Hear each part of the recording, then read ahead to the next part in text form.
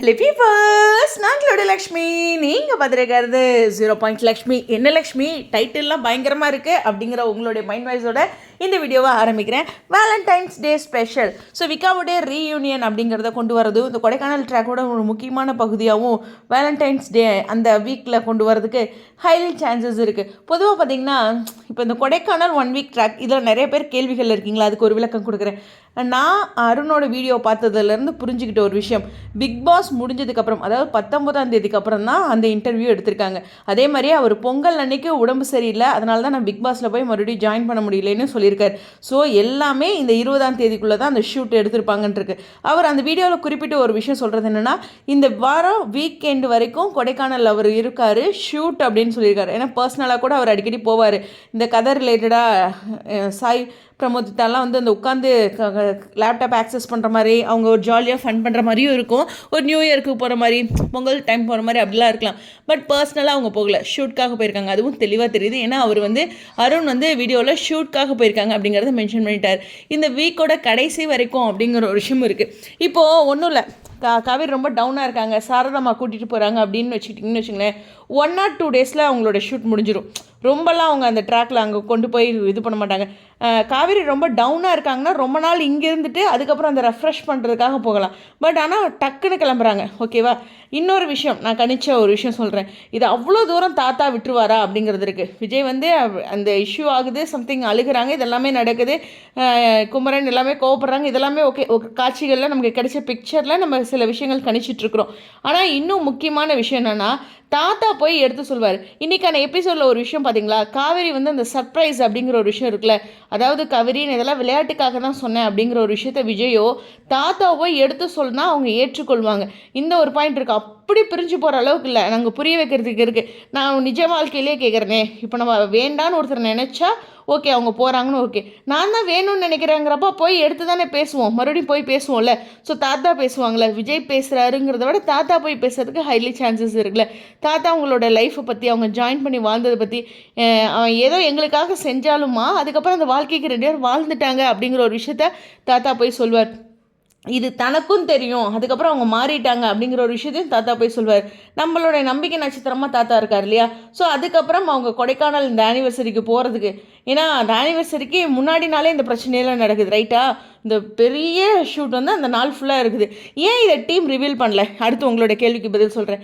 இப்போது team reveal பண்ணிட்டாங்கன்னா இப்போ நடக்கிற பெரிய சம்பவம் அப்படிங்கிற ஒரு விஷயம்லாம் போட்டிருக்காங்களே, அது ஒரு உப்புச்சப்பு இல்லாமல் போய்டும்ல. அவங்க தான் அங்கே கொடைக்கானல் போய் சந்தோஷமாக இருக்கிறாங்க. அடுத்து இந்த ஒரு நாள் சண்டை நடக்குது, ஓகே எல்லாம் தெரிஞ்சிடுச்சு அப்படின்னு நம்ம அந்த பாயிண்ட்டுக்கு வந்துடும் இல்லையா.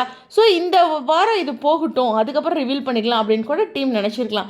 இதெல்லாம் நான் நினச்சிட்ருக்க ஒரு பாசிட்டிவான ஹோப் அப்படிங்கிறதான்.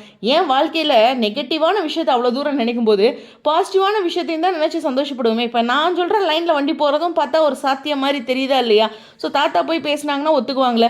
அடுத்த நாள் தானே அவங்களுக்கு வேலண்டைன்ஸ் டே, ஸோ சாரி திருமண நாள், அதனால் அவங்க அடுத்து போய் அங்கே செலிப்ரேட் பண்ணுவாங்க. ஸோ அவங்க செலிப்ரேட் பண்ணும்போது ஒரு நிறையா பேக்கேஜாக, எப்படி சொன்னால் நிறைய துணிகளை எடுத்து வச்சுட்டு போகிற மாதிரி ஒரு வார்த்தையை சொல்லியிருப்பார். நம்ம ரைட்டரை கூட நிறைய இடங்களில் கேள்வி கேட்டிருப்போம். ஸோ நிறைய ட்ரெஸ் அப்படிங்கிறதுனால ஃபியூ டேஸ் அங்கே இருக்கிற மாதிரியான ஒரு விஷயம் இருக்கும். ஸோ இந்த குழப்பமான விஷயங்கள்லாம் கடந்து ஏன் இந்த ஒரு விஷயத்தை வேலண்டைன்ஸ் டே ஸ்பெஷலாக விகா ஃபேன்ஸ்க்கு டைரக்டர் கொடுக்குற ட்ரீட்டாக இருக்கக்கூடாது அப்படிங்கிற ஒரு கொஸ்டினும் வைக்கிறேன். அப்பாடா, எப்படியோ இந்த அடுத்த வாரம் நடக்கிற ப்ரமோவுக்கும் வர காட்சிகளுக்கும் நான் சொன்ன இந்த வார்த்தை உங்களுக்கு ஒரு ஆறுதலாக இருக்கும் அப்படிங்கிறதான். கொஞ்சம் யோசிச்சு பாருங்க. நிறைய பேர் வந்து மீண்டும் மீண்டும் கேட்குறீங்க, அவங்க தான் வந்துட்டு இங்கே வேறு பக்கம் போனாங்களே 19ஆம் தேதி அப்படின்ட்டு கேட்குறீங்க. அந்தமானுக்கு அது 19ஆம் தேதி போனாங்க. 20ஆம் தேதி அவங்க அப்டேட் பண்ணாங்களா, 21ஆம் தேதி பண்ணாங்களா? ஒரே நாள் தான் நிறைய செலிப்ரிட்டிஸ் போயிருந்தாங்க. அவங்களுக்கு அந்த கிளம்பி போகிறதே பார்த்திங்கன்னா, இப்போ சண்டே அங்கே ப்ரோக்ராம்னா சண்டே நைட்டே கிளம்பிடுவாங்க. அந்த மாதிரி தான் ஒரு ஈவெண்ட்டுக்கு போகிறாங்கன்னா இருக்கும். ஒரு ட்ரிப்பு போகிறாங்கன்னா கூட ஒரு 2-3 நாள் தங்கலாம். ஓகேவா? ஈவெண்ட்டுக்கு போகிறாங்க அப்படிங்கும்போது அடுத்த நாளே இங்கே வந்திருப்பாங்க.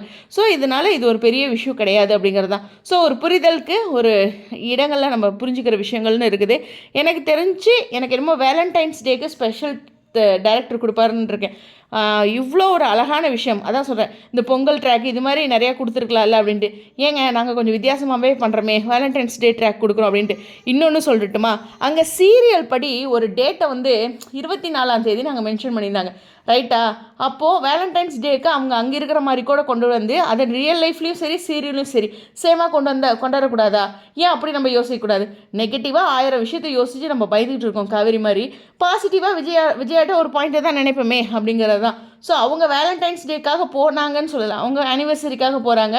பட் அந்த டேட் வந்து இங்கே நம்ம ரியல் டேட்டோட மேட்ச் ஆகும்போது இருக்குது அப்படிங்கிறதையும் மென்ஷன் பண்ணிக்கிறேன். ஹோப் இது ஒரு பாசிட்டிவான ட்ராக்காக இருக்கிறதுக்கு ஹைலி சான்சஸ் இருக்குது. சாரதாம்மா கூட போகிறது அவ்வளோ நாள் அங்கே தங்குறதுக்கு சான்சஸ் இல்லை.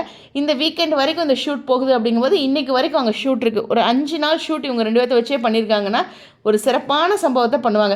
பேரலாக இவங்களோட சீன்ஸ் எல்லாம் வர்றதுனால இது வேலண்டைன்ஸ் டே வரைக்கும் வரும் அப்படிங்கிற ஒரு விஷயத்தை நான் என்னுடைய சின்ன கணிப்பாக வச்சுக்கிறேன். ஏன்னா எவ்வளவோ விஷயங்கள் பார்க்குறோம். ஸோ அதனால் இது இப்படி ஒரு யூட்டர்ன் அடித்து இப்படி கொடுக்கறதுக்கும் சான்சஸ் இருக்குது. மறுபடியும் சொல்கிறேன், அருணுடைய அந்த அப்டேட்ஸ் மூலமாகவே இது எல்லாத்தையும் நம்ம யோசிக்க முடியுது.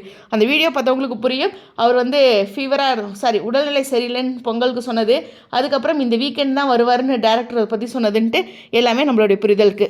சில வீடியோவை சிம்பிளாக பேசலாம், சில வீடியோ விளக்கம் சொல்லி தான் பேசி ஆகணும். ஸோ இது ஒரு ஸ்பெஷலான வேலண்டைன்ஸ் டேவாக இருக்கட்டும். ஃபஸ்ட்டு ஒரு அட்வான்ஸ் போஸ்ட்டாக என்னுடைய எடிட்டாக இருக்கட்டுமே அப்படிங்கிற ஒரு பாசிட்டிவ் ஹோப்போட இந்த வீடியோவிலேருந்து விடைபெறேன். நீங்களும் என்னையாடவே பாசிட்டிவாக நினைங்க, வரலைன்னா திட்டாதீங்க, வந்துச்சுன்னா என்ஜாய் பண்ணுவோம். அவ்வளோதான், பாசிட்டிவாகவே இருக்கட்டும். Stay tuned.